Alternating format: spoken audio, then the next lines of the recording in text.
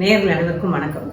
ரேவதி சண்முகம் கவிஞர் வீட்டு சமையலும் சேனல்ல இன்னைக்கு நம்ம பார்க்க போகிறது மஷ்ரூம் வச்சு ஒரு ஸ்டஃப்டு மஷ்ரூம். சிம்பிள் ஸ்டஃபிங் தாங்க, அதே தான் சேர்க்காம சிம்பிளாக ஒரு ஸ்டஃபிங்கு. அந்த மஷ்ரூமை எப்படி அது மாதிரி பரட்டி போடுறோங்கிறதையும் பார்க்கலாம். இதுக்கு பார்த்தீங்கன்னா நான் ஒரு பேன் அடுப்பில் போட்டிருக்கேன். இந்த பக்கம் மஷ்ரூமை நல்லா பேத்து எடுத்துட்டேன். அந்த நடுவில் இருக்கிற காம்பு பகுதியை பேத்து எடுத்துட்டு க்ளீன் பண்ணி வச்சுருக்கேன். நல்லா கழுவிட்டு வச்சுருக்கோம்.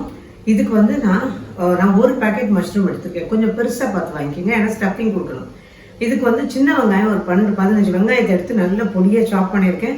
இஞ்சி ஒரு துண்டு, பூண்டு 5-6 பல்லு, அதையும் நல்லா சாப் பண்ணி வச்சுருக்கேன். கொஞ்சம் கொத்தமல்லி.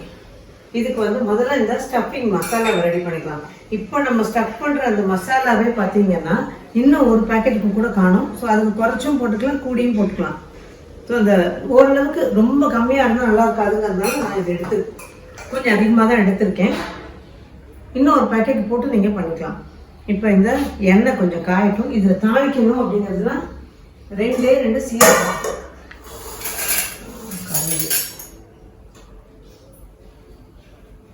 2 சீரகம் மட்டும் தாளிச்சுக்கலாம்.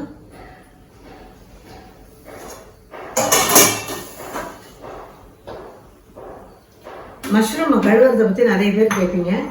மஷ்ரூம் கழுவுறது எப்படி அப்படின்னா, முந்தையெல்லாம் ஒரு பெரிய மெனக்கடல் இருக்கும். இப்போ மைதாலாம் போட்டு அப்படிலாம் நம்ம பண்ணுறது இல்லைங்க. நான் கொஞ்சமாக முதல்ல ஒரு ஆல்சாசி எடுத்துட்டு கொஞ்சமாக வேணால் வினிகர் தூள் ஊற்றி நல்லா கழுவிட்டு அதுக்கப்புறமா ஒரு பரட்டிட்டு அதுக்கப்புறம் தண்ணியை ஊற்றி நார்மலாக கழுவி வச்சிங்கன்னா தாராளமாக போதும். அதுவே நல்லாயிருக்கும். இப்போ இந்த சீரகம் பொரிஞ்ச உடனே வெங்காயம், பூண்டு, இஞ்சி. இந்த பூண்டு இஞ்சியில் இஞ்சியை மட்டும் போட்டுக்கணும்னு நினைக்கிறவங்க போட்டுக்கலாம், பூண்டு வேண்டாம்னு நினைக்கிறவங்க விட்டுக்கலாம். இதை கொஞ்சம் பார்த்து வச்சு நான் மாற்றில பண்ணலாம்.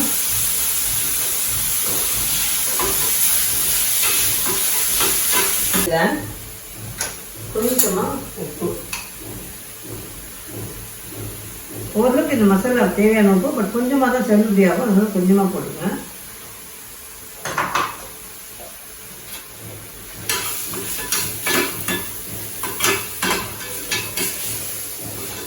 வதங்கட்டும். இது கொஞ்சம் வதங்கினாதான் ஃப்ளேவர் நல்லா இருக்கும். அதனால் கொஞ்சம் வதங்கி அந்த பச்சை வாசனை போய் வெங்காயத்தோட நல்ல வாசனை வரும். அப்போ மிளகாத்தூள் எல்லாம் சேர்த்துக்கலாம்.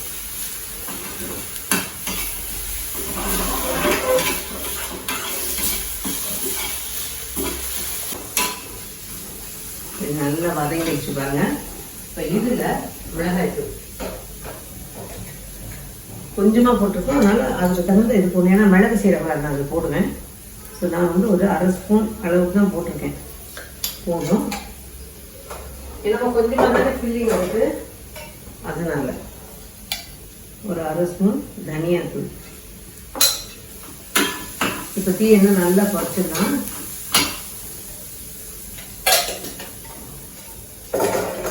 அதோட மஞ்சள் தூள், மிளகு சீரகத்தூள். மிளகு சீரகத்தூள் இந்த முட்டைக்காய் நம்ம பண்ணி வச்சுருக்கோம் இல்லையா, அந்த தூள். கொஞ்சம் மஞ்சள்,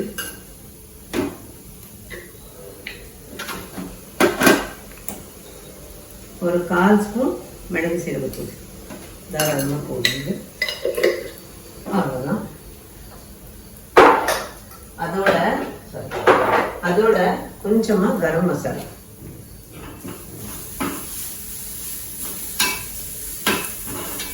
இதுவும் ஒரு 1/4 ஸ்பூன். நான் போட்டிருக்க அளவுக்கு இந்த காரமோ இதுவோ போதும் தாராளமா.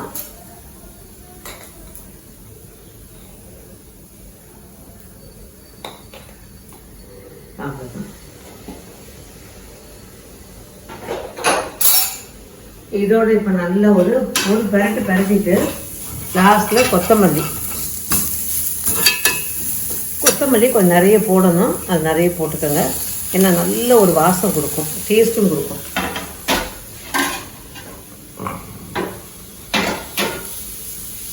அவ்வளோதான். இதை இப்போ ஆற வச்சுக்கணும். நான் இதே பிளேட்ல ஆற வச்சுருக்கேன். இப்போ நல்லா ஆறிடுச்சு. நான் ஒரு பாத்திரத்தில் ஒரு 1/2 கப் அளவுக்கு மைதா எடுத்து வச்சுருக்கேன். எண்ணெய் கொஞ்சம் காய போட்டிருக்கேன். இந்த மைதாவை நம்ம நல்லா கரைச்சிக்கலாம்.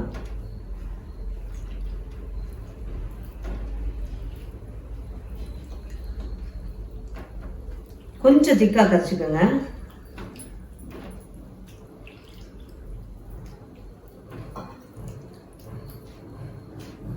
கரைச்சிட்டு பார்க்கலாம். இப்போ உப்பு பார்த்தேன் கரெக்டாக இருக்கேன்னா இப்போ இதில் வந்து இந்த ஸ்டஃபிங்கை வைக்கணும். கூடின மட்டும் வெங்காயத்தை நல்லா பொடியாக நறுக்கிக்குங்க. அல்லது இந்த சாப்பர் வருது. இப்போ ஆக்சுவலாக ரொம்ப ஈஸியாக இருக்குது. என்னோடய சாப்பரை அளந்து போட்டிருக்கேன். அது பிராண்டுகள்னால் எனக்கு தெரியாதுங்க. சும்மா ஒரு மால் போயிருக்கும்போது அதை வாங்கினேன். வெறும் 200 ரூபா தான். ஆனால் ரொம்ப ரொம்ப ஹெல்ப்ஃபுல்லாக இருக்குது. டக்குன்னு வெங்காயம் வெட்டுறதுக்கும் அப்புறம் ஒரு ஆம்லெட் போடுறதுக்கு வெங்காயம் வெட்டலாம், பொங்கல் தாளிக்கிறதுக்கு இஞ்சி வெட்டலாம். எதுக்காக இருந்தாலும் நல்லா பொடியாக நறுக்கி கொடுத்துருது. ஒன்றே ஒன்று கைக்கு எக்ஸசைஸ் நல்லா இழுத்து அடிக்கணும். அது ஒன்று தான். இந்த இது சாப் பண்ணுற மாதிரி அந்த ப்ரெஸ் பண்ணுற மாதிரி வாங்கினேன். எனக்கு அதெல்லாம் சரியாக வரல. இந்த சாப்பர் எக்ஸலண்ட்டாக இருக்குது. வாங்குறவங்க அதை ட்ரை பண்ணி பாருங்கள். அவ்வளோதான். இப்போ இந்த மாதிரி ஸ்டஃப் பண்ணிக்கணும். இது மேலெல்லாம் அப்படினாலும் பரவாயில்ல, டோன்ட் வரி. இந்த மாதிரி எல்லாத்தையும் நம்ம நிரப்பி வச்சுக்கணும். பாருங்கள், இப்போ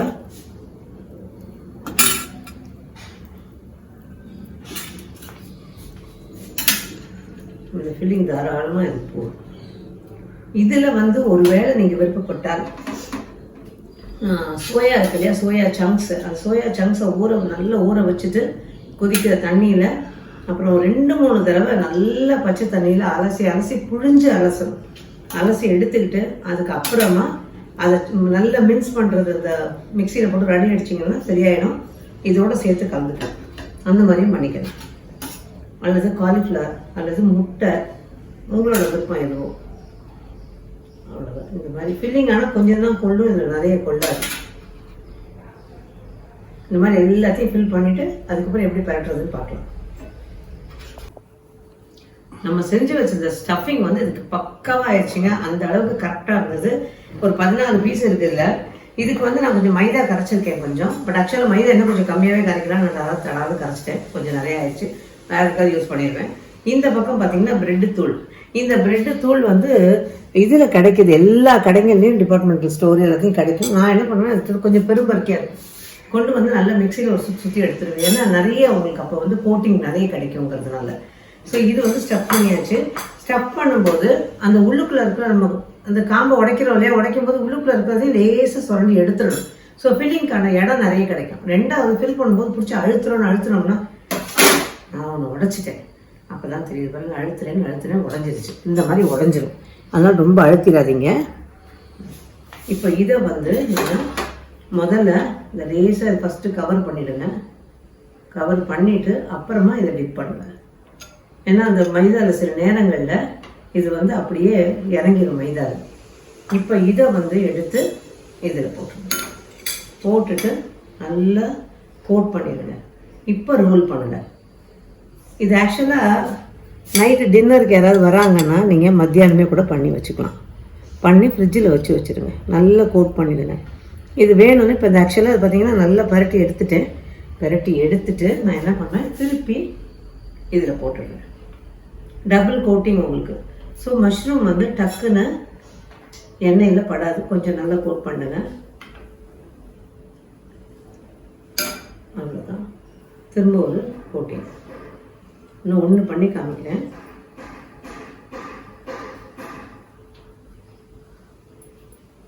அவ்வளோதான். இப்போ ஒரு தடவை கையை வச்சு நல்லா வேணுங்க. அந்த மஷ்ரூம் ஷேப்புக்கே நம்ம வந்து கொண்டு வந்துடலாம். அவ்வளோதான். இப்போ ரெடியாக இருக்குது. இந்த மாதிரி நம்ம எல்லாத்தையும் பண்ணணும். இன்னும் ஒரு இது பண்ணி காமிச்சிடுறேன். இப்போ இன்னொரு இது இந்த அப்படியே லேசாக வச்சுட்டு ஃபஸ்ட்டு இதை கவர் பண்ணிவிடுங்க. கவர் பண்ணிவிட்டு அதுக்கப்புறம் திருப்பி இதை டிப் பண்ணிவிடுங்க. டிப் பண்ணி எடுத்து இதில் ரோல் பண்ணிடுங்க.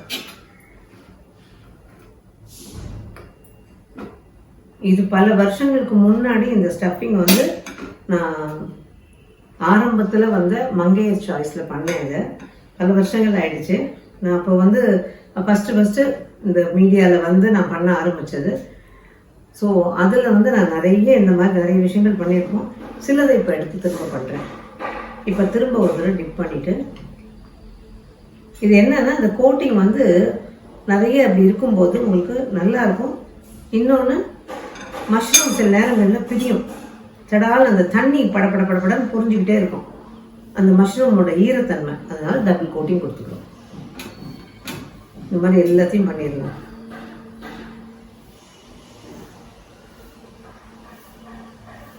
அவ்வளோதான், இதுவும் ரெடி ஆயிடுச்சு.